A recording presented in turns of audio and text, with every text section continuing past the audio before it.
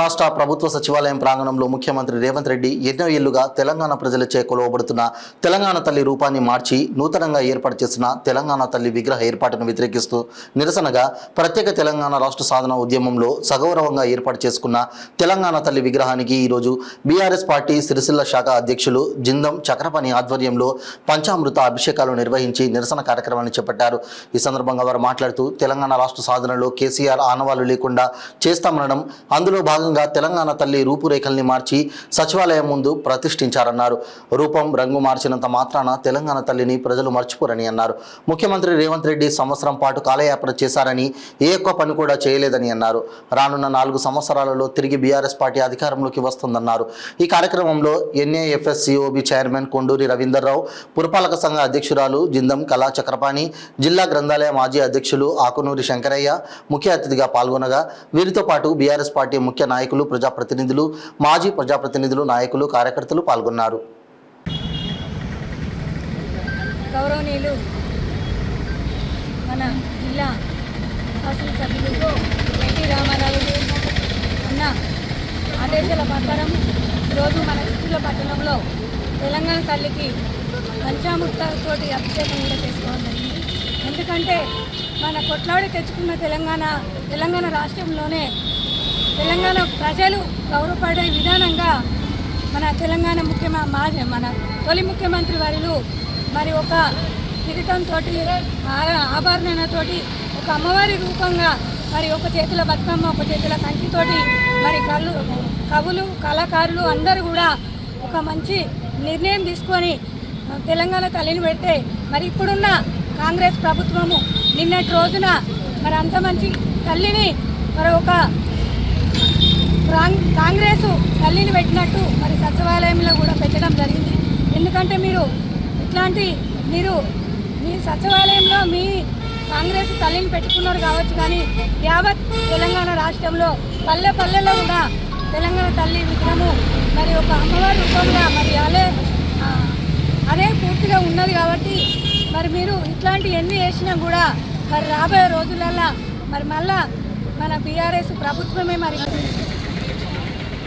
కార్యక్రమాలు ఏవైతే జరుగుతూ ఉన్నాయో, కేసీఆర్ గారి రాష్ట్ర సాధనలో ఆయన పోషించిన పాత్ర, ఆనాడు సాగుతో తలబెట్టి తెలంగాణ సాధించిన విజయం కూడా పెట్టిన విషయం, దాన్ని ఇవాళ పూర్తివేయే ప్రయత్నం తెలంగాణ రాష్ట్ర సాధనలో కేసీఆర్ గారి ఆనవాళ్ళు లేకుండా చేస్తానైతే ఏవైతే ప్రగల్భాలు పలుకుతూ ఉన్నాడో దాంట్లో భాగంగానే ఇవాళ నిన్న తెలంగాణ తల్లి కొత్త విగ్రహం రూపు మార్చి ఆవిష్కరించిన విషయం ఇక్కడ ఖచ్చితంగా.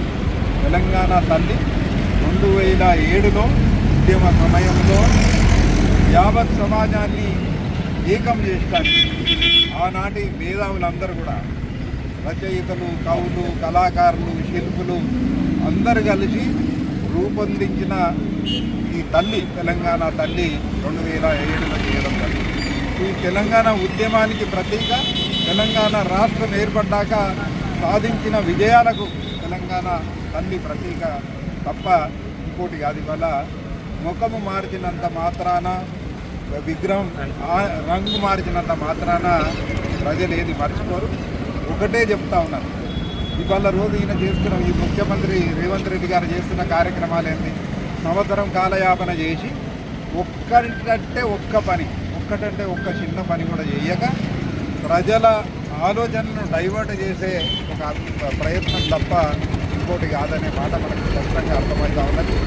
నంబర్ ప్లేట్లు మార్చిండు, కాళ్ళు అడుగులు వేసుకుంటూ కాళ్ళు వచ్చిన వ్యక్తి నిన్న మాట్లాడుతుంటే ఆంధ్ర వాళ్ళు తెలంగాణను ధ్వంసం చేసిందని నిన్న చెప్తున్నాడు.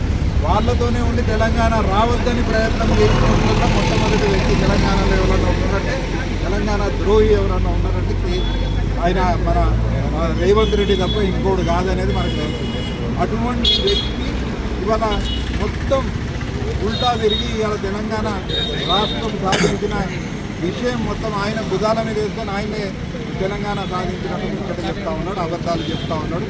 ప్రతిసారి అబద్ధాలు నడువే ఎన్నికల్లో కళ్ళగుల్లి మాటలు చెప్పి ప్రజలను బోల్తా కొట్టించి అధికారంలోకి వచ్చిన అంతవరకు ఏడాది కాలం మొత్తం కూడా గదే తిట్ల పురాణం, గదే తిట్ల దండకంతోనే నువ్వు రాజ్యం వెళ్తున్నావు తప్ప ఒక చిన్న పని చేయలే.